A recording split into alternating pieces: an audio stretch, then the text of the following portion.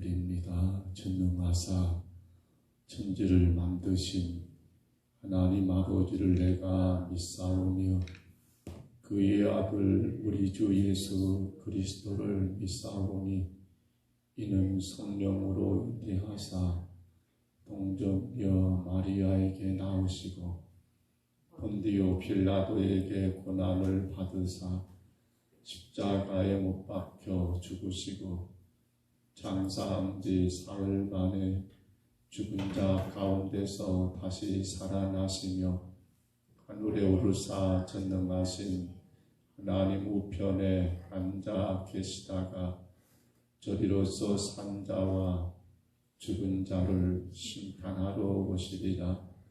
성령을 믿사오며 거룩한 공회와 성도가 서로 교통하는 것과 죄를 사하여 주시는 것과 몸이 다시 사는 것과 영원히 사는 것을 믿사옵나이다. 아멘. 우리 찬송가 263장 찬송가 263장입니다.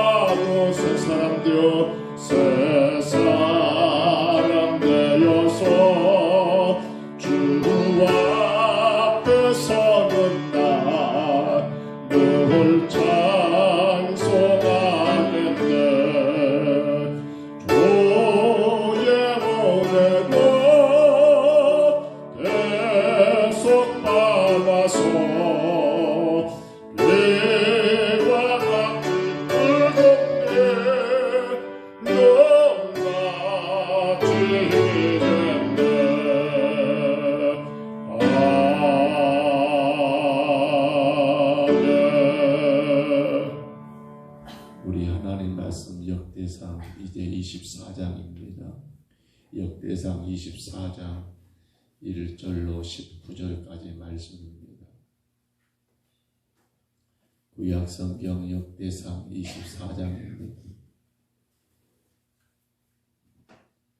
역대상 24장 1절로 19절까지 말씀. 역대상 24장입니다. 1절부터 19절입니다.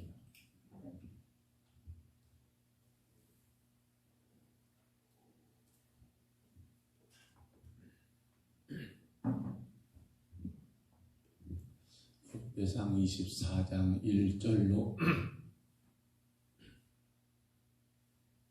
19절까지 말씀, 우리 이 말씀 같이 봤습니다. 아론의 자손의 계열들이 이러하니라. 아론의 아들들은 나답과 아비후와 엘르아살과 이다말이라. 나답과 아비후가 그들의 아버지보다 먼저 죽고 그들에게 아들이 없으므로 엘르아살과 이다말이 제사장의 직분을 행하였더라. 이다말이 엘리아살의 자손 사독과 이다말의 자손 아히멜렉과 더불어 그들이 나누어 각각 그 섬기는 직무를 맡겼는데, 엘르아살의 자손 중에 우두머리가 이다말의 자손보다 많으므로 나눈 것이 이러하니, 엘르아살 자손의 우두머리가 16명이요 이다말의 자손은 그 조상들의 가문을 따라 8명이라. 이에 제비 뽑아 피차에 차등이 없이 나누었으니, 이는 성전의 일을 다스리는 자와 하나님의 일을 다스리는 자가 엘르아살의 자손 중에도 있고 이다말의 자손 중에도 있습니다. 네이 사람 그다일엘의 아들 서기관 스마야가 왕과 방백과 제사장 사독과 아비아달의 아들 아히멜렉과 및 제사장과 레위 사람의 우두머리 앞에서 그 이름을 기록하여 엘르아살 자손 중에서 한 집을 뽑고 이다말의 자손 중에서 한 집을 뽑았으니, 첫째로 제비 뽑힌 자는 요야립이요, 둘째는 여다야요, 셋째는 아림이요, 넷째는 스호일임이요, 다섯째는 말기야요, 여섯째는 리안이요, 일곱째는 하코스요, 여덟째는 아비야요, 아홉째는 에스와요, 열째는 스가냐요, 열한째는 엘리아십이요, 열둘째는 야김이요, 열셋째는 굿바요, 열넷째는 에스와시요, 열다섯째는 빌가요, 열여섯째는 임멜이요, 열일곱째는 에실이요, 열여덟째는 핫비세스시요, 열아홉째는 부다히야요, 스물째는 여에스겔이요, 스물한째는 야긴이요, 스물둘째는 가물이요, 스물셋째는 블라요, 스물넷째는 마시아라. 이와 같은 직무를 따라 여호와의 성전에 들어가서 그의 아버지 아론을 도왔으니, 이는 이스라엘 하나님 여호와께서 명하신 규례더라. 아멘. 우리는 지난 시간 역대상 23장에서는 이 레위 전체 조직을 여러분 몇 단계로 혹은 몇 번으로 세분화시켜서 그 중에 성전 안에서 수종 두는 자들 24,000에 대하여 이제 24반열로 때를 나누어서 그들 전체가 성전에서 수종을 두는 게 아니라 24개의 반차를 따라서 당신들의 차례대로 그렇게 성전에 들어가 봉사할 수 있게끔 다윗이 성전의 봉사자들, 즉 레위인들을 그렇게 나눈 것을 보았습니다. 이제 오늘 24장에서는 그러한 일반 레위인과는 다르게 아론의 자손들입니다. 즉 대제사장 아론이죠. 그의 아들, 제사장들이 될 아들들. 이 제사장에 대하여 24반열, 일반 레위인들도 24개 반열로 나눈 것처럼 아론의 자손들, 제사장 반열도 24개 그러한 반열로 나누어서 그들로 하나님 앞에 예배 제사하는 일을 감당케 했던 것을 우리가 봅니다. 다윗이 여러분 제사장들을 24개의 반차로 나눈 것도 앞서 23장에 바로 레인들을 24개 반차로 나눈 것과 같은 의미를 갖고 있지요. 예루살렘의 성전이 건축되기 전까지는 예루살렘에 성소가 있었고 거기서도 제사를 드렸죠. 그러나 각 지방에 산당이 있어가지고 또 거기서도 여러분 제사가 드려진 일들이 많았습니다. 그러니까 레인들이 제사장들이 여기 예루살렘만이 아니라 각 지방 산당에서도 또 그 지역을 위해서 여러분 제사를 주관하는 일들이 그렇게 있었지만 이제 예루살렘의 이 중앙에 성소가 건축되게 되면 성전이 지어지게 되면 그 각 지방에 있던 자들이 다 중앙으로 몰리게 될 것이고 만에 하나 이들을 24개 반차로 여러분 때를 정하지 않게 되버리면 그 혼잡함은 이루 말할 수 없는 또 이것 때문에 잘못 혹은 여러 가지 문제가 발생할 수 있기 때문에 다윗은 제사장의 반열들 즉 아론의 자손들에 대하여도 이와 같이 24개 반차를 나눈 것을 우리가 확인할 수 있는 거지요. 그런데 오늘 보면 여러분 1절 이하를 보시면 이렇게 말합니다. 아론 자손의 계열들이 이러하니라 하면서 아론의 아들들은 4명이죠. 나답과 아비후와 엘르아살과 이다말입니다. 그러나 2절에 보시면 나답과 아비후가 그들의 아버지보다 먼저 죽었다. 여러분 이 나답과 아비후가 먼저 죽은 이유가 뭡니까? 레위기 10장에 가서 보면 이들이 죽게 된 이유가 기록이 되어 있지요. 곧 그들은 각기 향로를 가지고 다른 불을 담아가지고 하나님 앞에 분향하다가 정해진 그러한 불이 아닌 자기들의 멋대로 다른 불을 담아가지고 하나님께 분향하러 나갔다가 그만 하나님이 그들을 치심으로 그들이 일찍 죽게 되어 자식이 없었다라고 성경이 기록되고 있는 것 아닙니까? 그렇습니다. 제사장이라는 그러한 역할, 자기 멋대로, 자기 생각대로, 자기 뜻하는 대로가 아니라 하나님이 정한 대로 여러분 일들을 수행해야 하는데 그렇게 하지 않음으로 인하여 하나님이 그들 가운데 여러분 벌을 내리신 게 바로 죽음이었다라는 것을 우리가 생각한다면 오늘 우리가 지난 시간에 보았습니다. 형식 절차가 의미 없는 건 아니라고. 물론 형식주의는 문제가 되지만 그러나 모든 것들이 알맹이만 아무리 좋고 마음속에 담고 있는 그 뜻이 아무리 좋다 할지라도 형식을 무시해버리고 절차를 무시해버리면 그것은 잘못된 거라고 우리가 지난 시간 나누었습니다만 지금 이와 똑같습니다. 아론의 두 아들들이 이 제사장 반열에서 벗어나게 된 이유, 하나님이 그들을 데려가신 이유가 하나님이 정해진 그러한 형식과 절차를 무시해버린 결과인 것을 우리가 먼저 깨닫게 됩니다. 그런데 보십시다. 이렇게 이제 제사장들을 반열을 다 불러 모으고 엘르아살 계열과 이다말 계열, 즉 나답과 아비후는 그렇게 죽게 되고 아론의 두 아들 엘르아살과 이다말의 그러한 두 아들들을 그들의 계열을 따라서 여러분 이 직무를 나누는데 근데 먼저 행한 것이 뭡니까? 바로 이 제사장 24개 반차 제사장들을 세우는 역할 가운데서 뭘 하는 거예요? 16대 8이라고 하는 즉 이 엘르아살은 자녀가 많았습니다. 그러나 이다말은 거기에 비해서 많이 적었던 것 같아요. 그래서 이들의 그 인구수에 따라서 24를 16과 8으로 그렇게 나눠가지고 여러분 수를 맞추게 되었고요. 그리고 이후에 이제 그것은 여러분 그 숫자에 대한 어찌 보면 매우 평등한 겁니다. 더 많은 후손들을 둔 엘르아살은 18이 16이었고 이에 비해서 더 적은 그러한 이다말의 계보는 8을 그렇게 여러분 갖게 되는 그러한 결과지요. 이건 문제가 안 돼요.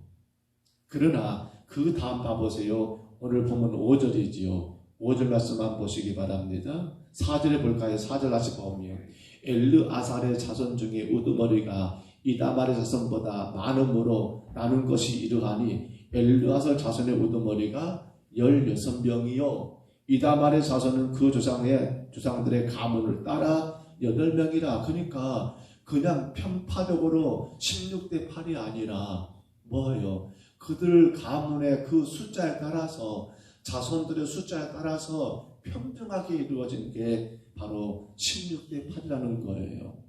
근데 5절 봐보세요. 이에 제비 뽑아 피차 차등 없이 나누었다. 여러분, 이제 이 16대 8이라는 것은 그들의 숫자에 따라서 가문의 수에 따라서 정해진 것이고, 그 다음부터는 뭡니까? 한 사람이 나와가지고 제비를 뽑은 거예요. 그래서 어떻습니까? 차등 없이 나누었으니 이는 성전의 일을 다스리는 자와 하나님의 일을 다스리는 자가 엘르아살의 자손 중에도 있고 이다말의 자손 중에도 있습니다 하면서 오늘 6절로 여러분 우리가 쭉 읽었던 그 내용 가운데 보시면 이제 그들이 제비 뽑는 그러한 결과의 모습을 기록하고 있더라는 사실입니다. 성도 여러분, 요즘은 그런 말들을 많이 안 쓰는 것 같습니다만 저는 아주 옛날이라고 해야 할까요? 제가 신학교를 다닐 때도 그런 말들이 참 많았던 것 같습니다. 뭐라 하냐면 은혜라는 말입니다. 은혜. 아니 그냥 은혜롭게 그렇게 딱하게 계산적이고 그렇게 맞춰가려 하느냐? 아니 그냥 대충 은혜롭게 넘어가자. 지금은 조금 다를지 모르겠습니다만 제가 신학생 때는 벌교에서 여러분 교육전사로 있었습니다. 그러면 새벽 예배 때 차원행하고 끝나고 그리고 거기서 차를 끌고 본천동까지 지금 광신대지요. 그 거리를 지금 생각하면 모르겠어요. 벌교에서 나와서 순천 주암 때문에 가지고 주암 톨게이트를 해서 강주로 들어오면 1시간 반 걸렸을까요? 더 걸렸을까 모르겠네요. 그렇게 차를 끌고 학교 오게 되면 솔직히 말해서 새벽에 일찍 일어났지요. 또 일찍 일어나서 그렇습니다. 그때는 교육전사님들을 혹은 부교육자들이 차원행을 했어요. 새벽에 차원행했지요. 끝나고 성도들 차원행했지요. 그리고 밥을 부랴부랴 먹는 둥 마는 둥 하고 또 차를 끌고 1시간 반 이상 그렇게 학교 오게 되면 사실은 피곤하지 않는다는 것은 말할 수가 없어요. 그러다 보니까 그때 있던 말이 그런 말입니다. 바로 은혜 점수라 해가지고 은혜 점수. 왜요? 그렇게 피곤하게 전도사님들이 교육전사들이 신학생들이 그렇게 학교를 다닐 때 많았거든요. 제 동기 가운데 한 분은 목포 새순교회에서요. 목포에서 새벽녘 끝나고 차원에 끝나고 그때는 차가 다 똑같잖아요. 큰 그런 차가 좋은 차도 아닙니다. 교회 차들 다 낡은 건데 그걸 또 몰고 그 거리를 와가지고 또 여러분 수업 끝나면 어떻게 돼요? 또 부랴부랴 내려가야죠. 그래서 또 다음날 또 새벽 예배 때 차원에 가고 그리고 또 차를 끌고 학교 오는 그러한 시간들. 그래서 그때 교수님들은 그런 말을 많이 했어요. 은혜 점수라 은혜 점수. 그래서 조금 시험을 못 봐도 플러스 해줘가지고 더 그래서 뭐예요? 그 모든 과목들이 낙방하지 않고 패스할 수 있도록 통과할 수 있도록 그렇게 은혜라는 말을 많이 썼어요. 은혜 점수, 은혜로 넘어간다. 은혜로 넘어간다. 아마 지금은 그런 말하면 큰일 날 거예요. 왜냐하면 지금은 또 그런 시대가 아니잖아요. 그런데 오늘 이 지금 여러분 아론의 후손들 즉 이 엘르아살의 계보와 그리고 이다말의 계열의 이 자녀들 이 두 사람들을 가문들이 서로 제비를 뽑아가면서 24반차가 이미 나누어졌고요. 그들의 이제 순번에 따라 제비를 뽑아는 이런 가운데 전혀 차별이 없다는 말은 무슨 말입니까? 덮어놓고 은혜로 한 것이 아니라 정확하게 투명하게 일들을 제비뽑기가 진행됐더라는 거예요. 너희가 순번을 이렇게 하고 너희가 순번을 저렇게 하고 그냥 그들의 말로 인해서 정리된 게 아니라 어떻게 해요? 제비뽑기라고 하는 거. 이거 그러니까 여러분 아무도 알 수가 없습니다. 어떤 교단에서는 노회장을 총회장도 제비뽑기 한다는 말도 있어요. 근데 모르겠어요. 그게 꼭 어쩌다라고 제가 함부로 평하기는 어렵지만 결국 제비뽑기라는 말이 무슨 말입니까? 사람의 어떤 생각이나 사람의 어떤 판단에 개입할 수가 없는 거예요. 제비뽑기. 그러잖아요. 이게 굉장히 투명하고 차별 없게 진행되기 위해서 그렇게 제비뽑기를 진행했던 거. 근데 만에 하나 오늘날 우리의 삶이 그래요. 교회 안에서 이거 그냥 대충 은혜롭게 하지 뭘 그렇게 교회가 은혜가 없는가 모르겠어. 어떤 의미입니까? 물론 사랑이 없다. 물론 이해가 없다. 물론 어떤 것에 좀 배려가 없다라는 그러한 말로 우리는 은혜가 없다. 은혜를 그렇게 여러분 사용하는데요. 근데 그것은 은혜가 아니에요. 그걸 은혜라고 말하면 안 돼요. 뭐가 은혜입니까? 은혜는 예수 그리스도의 십자가의 죽으심 가운데 구원받은 거. 나는 아무런 공로 없는데 내가 예수님의 십자가로 인하여 새 생명을 얻은 것이 은혜지. 어떤 형식과 절차를 무시해버리고 어떤 순서들을 무시해버리고 그냥 덮어놓고 인간들의 생각하는 그런 방법대로 이렇게 한다 저렇게 한다 그렇게 처리해버리는 것을 은혜라고 말하면 안 된다는 거예요. 교회는 더더욱 투명해야 합니다. 공정해야 합니다. 사람의 그냥 생각대로 판단대로 그러니까 우리는 지금껏 목사님 그렇게 해왔어요. 이것도 말이 안 돼요. 왜냐하면 해왔던 그러한 전통보다도 더 먼저는 뭡니까? 그것이 질서가 되어 있느냐? 그것이 차별이 없느냐? 모든 자들에게 공평하게 그러한 일들이 주어졌느냐가 더 먼저야 한다는 거예요. 초대교회 가운데 큰 문제가 한번 발생했지요. 언제였던가요? 사도행전 6장에 보시면 1절에 이렇게 말씀이 기록됐어요. 그때 제자가 더 많아졌는데 헬라파 유대인들이 자기의 가부들이 매일 구제에 빠짐으로 히브리파 사람들을 원망했다. 그때 제자 수가 많아졌다. 수가 많아져 버렸어요. 원래 유대인들은 뭡니까? 히브리파 유대인들만 유대인이에요. 헬라파는 사실은 헬라는 이방 지역이잖아요. 그렇기 때문에 여러분 이 예루살렘 주변에 즉 히브리파가 아닌 저 이방으로 나가버린 유대인들에 대해서는 크게 그렇게 여러분 신경 쓸 일이 없었어요.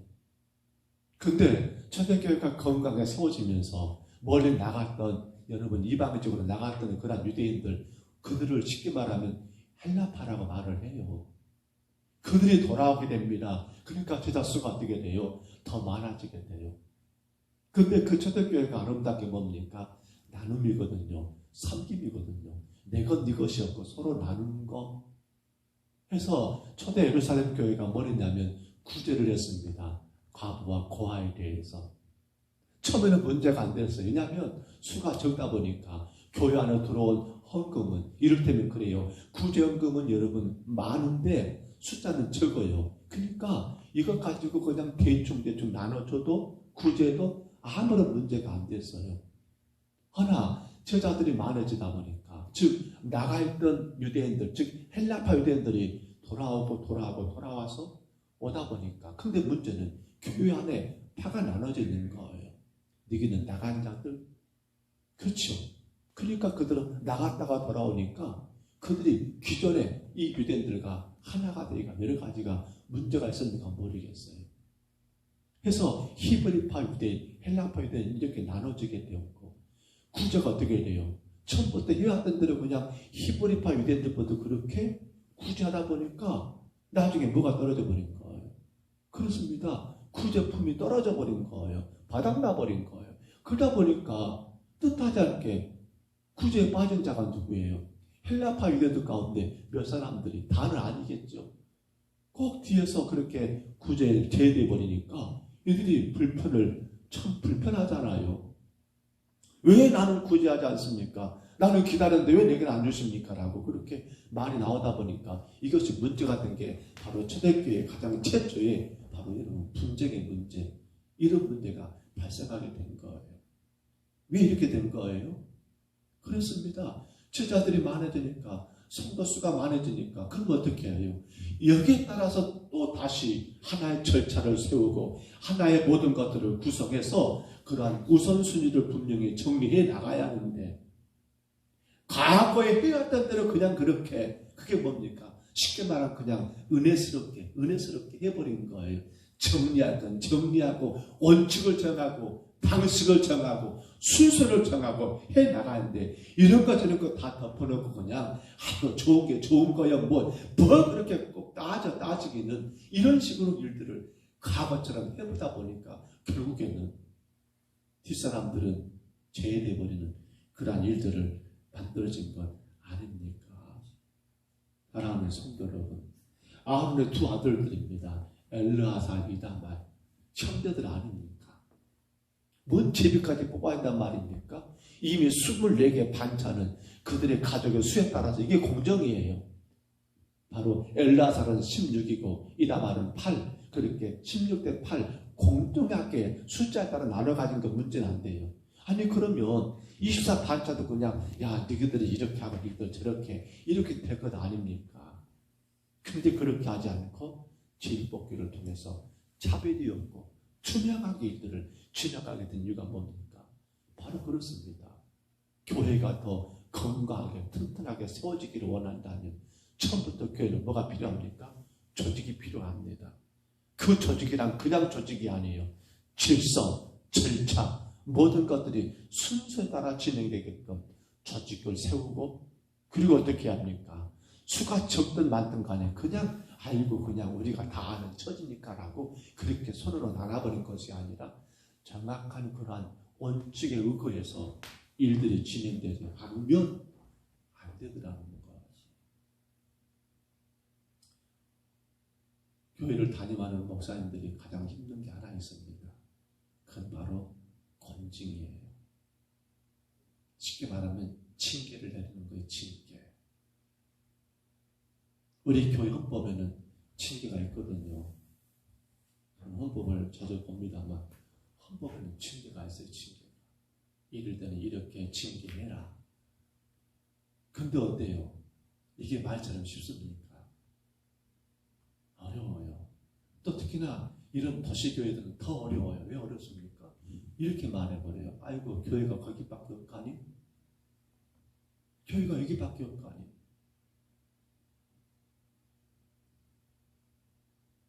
저는 지난교회에 있으면서 어쩔 수 없이 마지막 징계를 한번 할 수밖에 없는 일들이 있었습니다.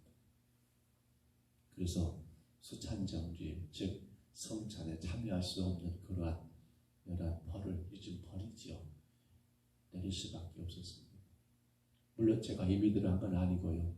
당회를 통해서 이로 인해서 교회의 질서가 깨졌으니까 그 책임을 물어 수찬정죄 내립시다.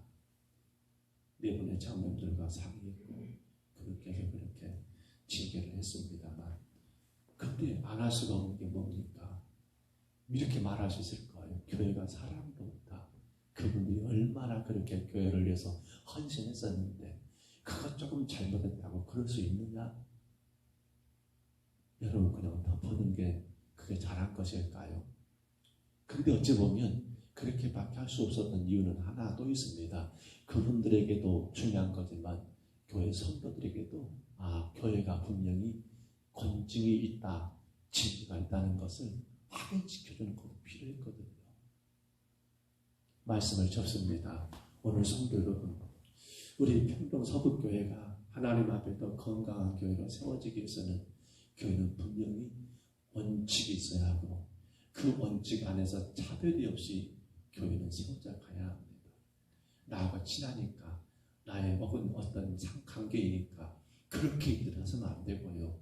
분명히 정해진 원칙에 따라 질서대로 교회가 세워지지 않으면 여러분 물론 그렇게 말할 거예요. 이야, 사랑이 많다라고 말할지 모르지만 그건 사랑이 아니지요.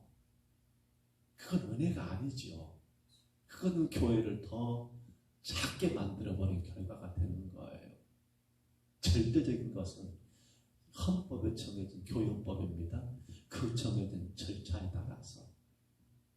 물론 교회 안에 성도들이 당회가 의논해서 이런 상황이니까 이건 이렇게 합시다 하면 그건 가능은 해요. 왜? 당회가 그렇게 의논해서 결정한 일이니까. 그리고 성도들 앞에, 교회 앞에 발표를 하지요. 이러이런 이유에서 이번 일은 이렇게 진행하려고 합니다. 그렇게 여러분들 이해하시고 거기 힘을 더 보태시기를 바랍니다 하면 문제는 안 돼요. 간절히 바랍니다. 오늘도 사실 우리 사회가 건강하게 세워진 것은 법이 있기 때문입니다. 우리는 차를 운전하다가 신호등을 앞에 서서 기다리는 시간에 참 지루합니다. 빨리 가야 하는데 딱 불 걸리면 굉장히 피곤합니다. 근데 만약에 생각해 봅니다. 그 신호등이 고장났다고 생각해 보면 어떨까요? 아마도 큰 사거리, 이런 작은 사거리는 문제 안 되겠지만 큰 사거리 신호등이 고장났다면 차들이 뒤죽박죽 달려갈 겁니다. 왜냐하면 서로 먼저 가려고, 서로 앞서가려고. 간절히 바랍니다. 오늘도 저와 여러분들은 우리는 하나님 말씀이라는 그 법 안에서 뭘 따라가야 합니까? 말씀에 따라 질서를 잡아가야 합니다. 그 말씀 안에 여러분 스스로를 늘 그 하나님, 질서의 하나님이라 하지 않습니까? 질서의 하나님 모습으로 내가 내 좋을대로가 아니라 내 경험대로가 아니라 내 생각대로가 아니라 내가 살았던 그러한 여러분 방식대로가 아니라 무엇대로 말씀의 질서 따라 여러분 참으로 정해진 원칙 가운데 그 원칙은 오직 한 가지 하나님 말씀이잖아요. 주의 길을 걸어가는 저와 여러분 되시기를 바랍니다. 교회가 이렇게 합니다라고 정해놓은 거 그것이 질서입니다. 그 질서를 알고 나는 이러니까 못해나가 아니라 그래 내가 그 질서에 따라 순종해 나가는 오늘 저와 여러분 되시기를 바랍니다. 혹은 우리 삶이 조금은 피곤할지 모르지만 말씀의 질서 혹은 그러한 일들을 진행할 때 조금 어려울지 모르지만 그러나 그것이 결국 우리를 더 건강하고 안전하게 세워가는 비결인 것을 깨닫고 여러분 순종하시기를 바랍니다. 진정한 은혜와 진정한 사랑은 하나님 말씀 안에서 차별이 없고 정해진 원칙 안에서 진행돼 나갈 때 더 큰 사랑을 깨닫게 되고 더 큰 은혜를 여러분 체험하게 된다는 것을 믿으시기를 주의 이름으로 축복합니다. 주의 이름으로 축원합니다. 우리 하나님 아버지 은혜와 사랑을 감사합니다. 아버지 다윗이 이제 아론의 하나님 자손들 가운데 남겨진 두 자손 즉 엘르아살 계보와 또한 아버지 하나님 이다말 계보 이들의 계열에 따라서 16대 8이라는 그 숫자적인 의미에서 하나님 24 반열을 만들게 되었고 이제 만들어진 24 반열 가운데 누가 먼저 할 것인가 라고 할 때 하나님 그냥 이 두 형제 간에 서로 의논하 이렇게 하자 저렇게 하자가 아니라 제비뽑기를 통하여 차별이 없고 투명하게 일들을 진행해 나갔던 것을 우리가 이 아침 말씀을 통하여 잠깐 보았습니다. 주님 우리 신앙이 하나님 그 말씀의 원칙 안에서 교회가 정한 그 하나님 규칙 안에서 교회가 행하기로 그렇게 약속한 그 약속 안에서 우리가 감당해 나가게 도와주옵소서. 좋은 게 좋은 것이라고 은혜스럽게 해야 한다고 하며 하나님 그러한 원칙과 질서를 무시해버리는 일들이 없도록 저희들을 도와주시고 특별히 목사된 종이 하나님 말씀의 원칙, 교회의 질서와 원칙에 따라서 하나님 교회를 섬기며 이끌고 나갈 수 있도록 도와주시고 섬기는 우리 두 분의 귀한 장로님들이 하나님 말씀의 원칙 가운데 교회에 정해진 그러한 원칙과 질서 가운데 교회를 더 건강하게 세워나갈 수 있도록 하나님 협력하고 아름답게 수고하는 종들로 주님 그 사명 다할 수 있도록 도와주시며 온 성도들은 당회가 정한 그러한 질서에 따라 원칙에 따라 말씀 안에서 하나님 아버지 순종하며 하나가 되어 나가는 건강한 교회를 세워줄 수 있도록 주님 인도하여 주옵소서. 절대로 주님 소원하다 이럴 줄 몰랐다 이런 어떤 말보다도 정해진 그러한 질서에 따라서 원칙에 따라서 모든 일들이 투명하게 차별 없이 하나님이 세워지는 건강한 교회, 하나님 우리 평동서북교회가 될 수 있도록 주여 도우시옵소서. 오늘도 이 아침에 주 앞에 왔사오니 한 생명 한 생명을 기억해 주시고 또 영상을 통해 예배합니다. 주께서 영광을 받으시며 하나님의 역사가 나타나게 허락하여 주옵소서. 인도하심을 감사하고 예수님 이름으로 간절히 기도하옵나이다. 아멘. 하늘에 계신 우리 아버지여, 이름이 거룩히 여김을 받으시오며 나라 임하옵시며 뜻이 하늘에서 이룬 것 같이 땅에서도 이루어지이다. 오늘날 우리에게 일용할 양식을 주옵시고 우리가 우리에게 죄진 자를 사하여 준 것 같이 우리 죄를 사하여 주옵시고 우리를 시험에 들게 하지 마옵시고 다만 악에서 구하옵소서. 대개 나라와 권세와 영광이 아버지께 영원히 싸움나이다. 아멘. 우리 아침에 기도합니다. 주님, 우리가 말씀의 원칙 안에서 우리가 교회 안의 모든 일들이 절차에 따라 투명하게 세워져 가는 교회가 되기를, 우리가 어떤 일을 하든 간에